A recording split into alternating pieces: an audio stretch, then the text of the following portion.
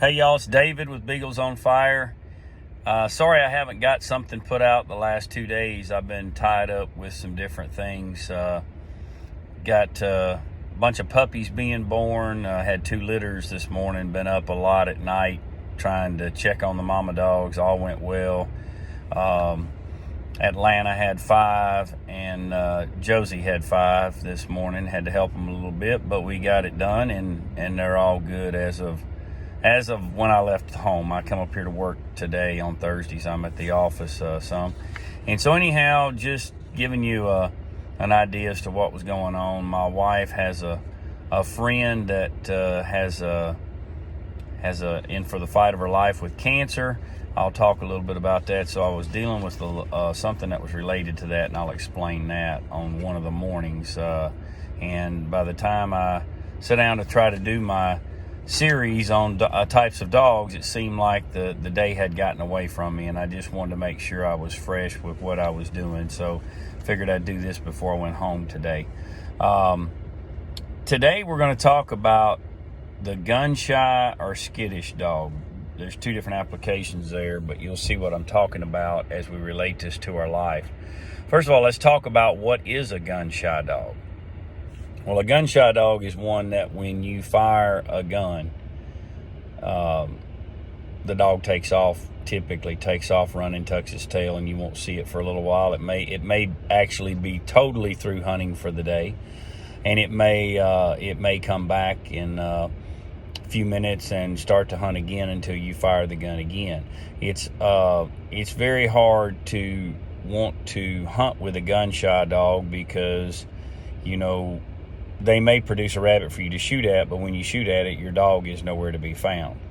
I'll tell you some stories about Gunshy dogs, some theories behind how to fix a Gunshy dog that some people have said, and what my take is on Gunshy dogs and all that.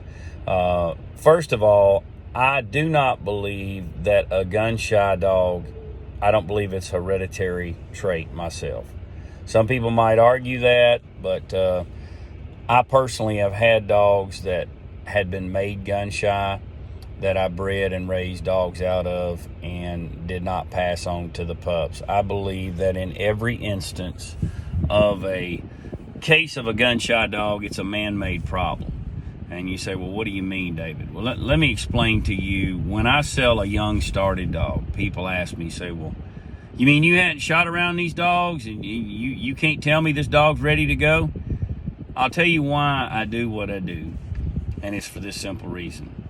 The way that I introduce my dogs to the gun is very simple. I don't shoot close to the dogs. I do not believe in jump shooting. For those of you that may not know what that means when the dogs are in the thicket or in a clump of briars or in a brush pile, and we talked about the jump dog. As soon as they jump the rabbit, if the rabbit runs out and somebody shoots it right then, that's called jump shooting.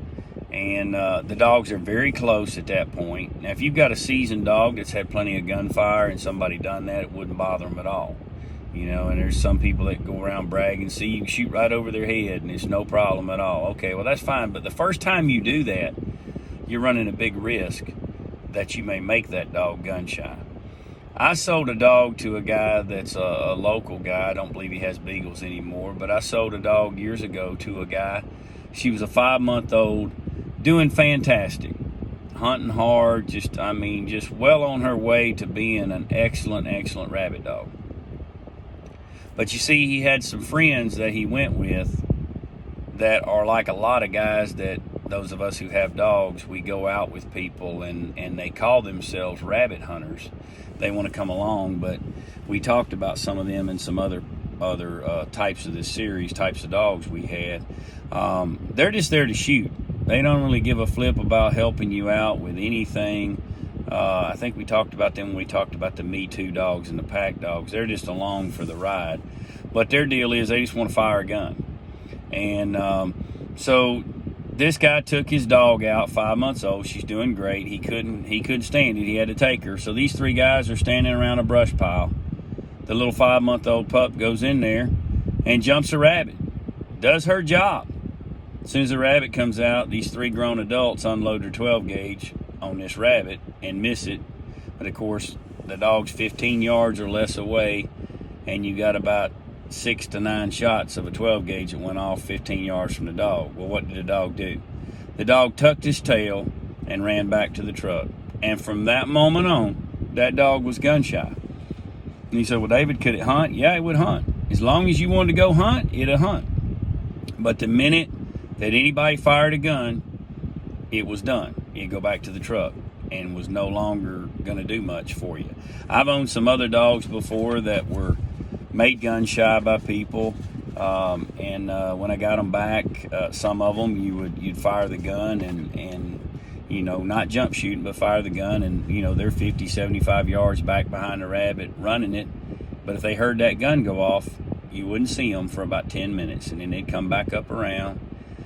And so, you know, it's a problem because it's not the type dog you want. It's not the type dog that you're going to be able to enjoy a whole lot unless you're never going to fire a gun.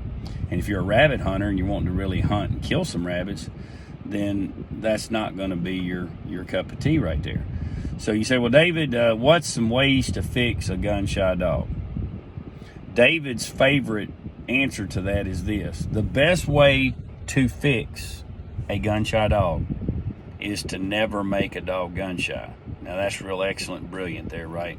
But what I mean by that is, if you will introduce the dog to the gun in the right way, meaning that if you're going to fire a gun, you do it while the dog's busy, either running a rabbit or you're a ways away from the kennel, somebody's feeding the dog, got it distracted, and you're a ways out there.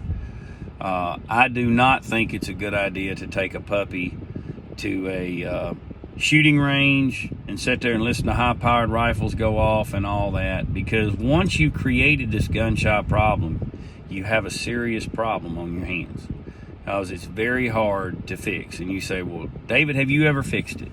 I'll answer that. No, I have not. I've not really ever tried. I did give a dog to a guy that I knew and told him of a theory that I had heard, that somebody said this would work. This is the way to do it. And he did it, and I did hunt with that dog. And so I know that it did work for him. So I'll give you a couple of ways that people have said. These are not tried and true on my part. I only know of one of them that worked, and I did not do it. It was someone else. I want to make that very plain. So what some people do when they have a dog that's gun shy, first 2 methods are not going to be ones that I would recommend. They seem kind of harsh to me, and I don't like to be harsh to dogs. One guy said what he did is he took his dog out in a boat in the middle of the pond or river, lake, whatever. Dog's sitting there, and he'd fire a gun. Dog wanted to jump overboard. Well, the dog have to come back and get in the boat. He'd shoot again, dog jumped back overboard. And he did that till the dog would sit there and not jump overboard. Not one of my favorite ways to try to do that. I don't like to traumatize a dog like that. Second one that I heard a guy tell me that he did it, I never saw it. This is just what a guy told me. He said he would stake his dog out on a chain, and he would go out there and he would feed the dog. And when he would feed the dog, he would take a .22 and he would stand there and he would shoot. Not rapid, one behind the other, but he'd shoot, wait a minute, shoot, wait a minute, shoot. And when he finished shooting the 10, 15 rounds, he'd take the food away. And he said it took over 30 days of him doing this, but he said he could then stand beside this dog and fire a Glock, and the dog would be fine. Once again, not one that I would recommend. I recommend not making a dog gun shy to prevent having to do any of this. The third way that I've heard, and this is the way that I told the guy that I gave the dog to, and he used it and it worked for him, was it's a 2-man job. The owner of the dog, the one the dog knows, would sit with the dog, kind of kneel down, have the dog sitting there facing one way. Behind you, you would have your buddy to take a .22 and get about 100 yards back behind you and shoot the opposite way. Now, you have to judge the dog's reaction then. If the dog's fine with that, you just move in a little closer. And you being the one that's holding the dog would sit there and reassure the dog. It's okay, it's fine, everything's cool. Rubbing the dog's head. But when the dog starts jumping and acting crazy, and really it's bothering the dog, and you can tell, you don't come any closer till you've got past that. So you just keep moving in as you can, as the dog allows you to, your buddy, and then you keep reassuring the dog. And then once you've got to where you can get within about 10 yards or so with a 22, then you start all over and repeat the whole process with a 410, 28 gauge, 20 gauge, something like that. And you keep doing that. That's what this guy did that I gave the dog to. And I hunted with the dog, and I can tell you the dog was not gun shy after that. But that is a lot of work that goes into getting a dog past being gun shy if you can actually do it. I personally don't have the time to do that. So you say, well, David, what do you do if you end up with a gun shy dog? Well, if I sell it to somebody, I tell them what's going on, reduce the price way down. They may need a pup trainer. They may need something. They may be a person who never wants to kill a rabbit, just wants to go run. Some dogs will do fine for that. What I personally use, any that I would have that I decided to keep, would be to use in a training pen, or to go out and run in the young pups when I'm not shooting any guns. But I don't try to keep gun shy dogs because I want to be able to hunt what I have. Now, how does this relate to our lives? You know, the other part we didn't talk about was a skittish dog. A skittish dog is just a dog that everything spooks it. It seems like, you know, if you move your feet too quick and it's there, maybe it'll skittish and tuck its tail and run. Or when you walk by the kennel, it wants to run to the barrel. Now, sometimes that can be when you switch a dog from where it's at to the new owner. He's a little leery of the new person, and you've got to win him over. So sometimes that just takes a little more time to win a dog over. Some people want to grab one the minute it gets to them and expect it to perform 100% like it did for the other person. It's in a new environment with a new person that they're not sure of. And some dogs just don't respond that way. So you got to spend some time with them and win them over. They have to trust you. And so some dogs are just not played with when they're puppies a lot. I've got some grandbabies that love to come, and the oldest one's 4 on my side. My wife's got some a little older. They don't get down a whole lot, but when they do, they always say, hey, Pops, can we go play with the dogs? And I always say, yes, go play with all these puppies that you want to. Because the more the puppies are messed with when they're young, the less skittish they're going to be. If you just go in there and you, hey, get back, and then you throw the food down and you get out of there, they don't have any interaction with a human being, they're going to be skittish. They're going to be a lot more skittish, and it's going to be a problem as opposed to a puppy that's had several people playing with it, petting it. Now, I don't have time to play with a lot of puppies and all that, as many puppies as I have, so I always enjoy it when I've got a niece that loves to come down and play with the puppies, and she does a great job of getting them socialized. And then when I do go in, I do try to just take a second to pet them on the head or whatever, catch them and rub them and let them know everything's okay, to try to help keep them from being skittish. Because a skittish dog is one that'll be hard to catch and hard to handle and all that. And so you try everything you can to do things like that and keep them from being skittish and prevent the gun shyness. Now you say, well, how does this relate to our life? Well, I relate the skittish and the gun shyness to fear. And you know, the Bible says a lot of things about fear. I told you that my wife had a friend that was going through a battle of her life, battling cancer. She's having a tough time, not because she's just so scared and afraid, but it's a major battle, this cancer that she has. Her hair has started to fall out, so she's had to cut her hair off. And she's just going through a lot, but she's staying strong. So the other morning, my wife was interacting with her when I woke up in the morning, intended to go out and run my dogs, and it was kind of warm, but God just gave me a song for her, and it was just called Going On Through. I'm going on through, I'm going on through. All the lights are green with a full head of steam, and all I do, I'm going on through. And my wife can share that if she wants to share it in the comments or whatever, if she watches this and wants to share that, the lyrics and the other. But we're trying to give her some support and let her know. And you know, just like the gun shy dog needs some support of reassuring him that it's okay, we sometimes have people that are living in fear. They're kind of gun shy, so to speak, in life. And that can relate to a whole lot of things, but the Bible talks about fear. Several verses the Bible talks about. One in 2 Timothy 1:7 says, "For God has not given us a spirit of fear, but of power and of love and of a sound mind." You know, when a dog is gun shy, they're not really having a good sound mind. They're scared to death and take off running with their tail tucked. A dog's got a good sound mind. When they hear that gunshot, if anything, a lot of them will want to come to it because they associate that with, hey, that means that's where the rabbit was. Let me run up there. If there's a breakdown or anything, they run up there. Now, I don't like to shoot a rabbit when they're not burning it up, so they may or may not even hear the gun. But some of them will hear a gun and come to it. And, you know, there's something we can relate to life in that in just a minute. And then Psalm 23:4 says, "Even though I walk through the valley of the shadow of death, I will fear no evil, for you are with me. Your rod and your staff, they comfort me." And you know, a lot of times when a dog gains your trust, they're not going to be scared of anything if you're there. And you know, if we've got the right type of friends, they're going to be able to help us get through some tough times. And if we're Christians, we will not have fear.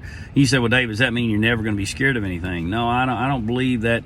That means as a human that we have the ability to not have some situations that shake us a little bit. I think that's normal. I think if any of us found out today, hey, you got cancer, we're not going to go, okay, well, I will have no fear. God is with me.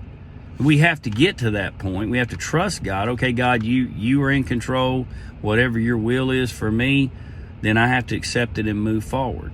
It's like this one guy at church said that got cancer. He said, "Look, I'm in a win-win." I don't think I would have had that attitude. I'd like to think my faith would be strong enough for that attitude. But Mike said, "I'm in a win-win."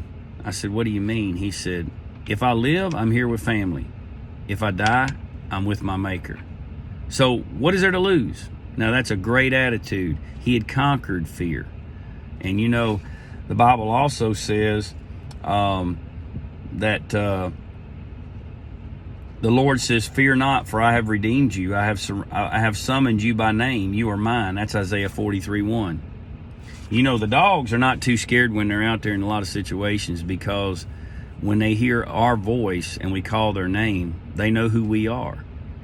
And we have the assurance of knowing that God knows our name and that He calls us by our name, and we can call Him by His name and cry out to Him when we do face these situations of fear. But you know, what I want to say about the gun shyness is there's a lot of us that have faced some fear about different things. It can be as simple as, hey, you know, it's not real popular right now to stand up for what's right. Now, I don't mean going out here and causing a scene and telling everybody else that they're stupid and wrong. I think you got to do a lot of things. You got to do truth, but you got to do it in love. If you do truth without love, nobody's going to listen. It's not going to be beneficial. You know, you can go out here and you can scream all you want to at people. Repent, repent, you sinners are going to hell. Chances are nobody's going to listen to you, because that's not a loving, that's a judging. That's not a loving statement when you say that. I'm not saying you're wrong, but I'm saying that I think there's ways that you can go about it. Doesn't mean you have to water it down. It doesn't mean that you have to be ashamed to say, hey, you know, I'm a Christian. Share your faith. I think it's good to share your faith. You just got to find the right way to do it, and you got to come across in a way that shows love.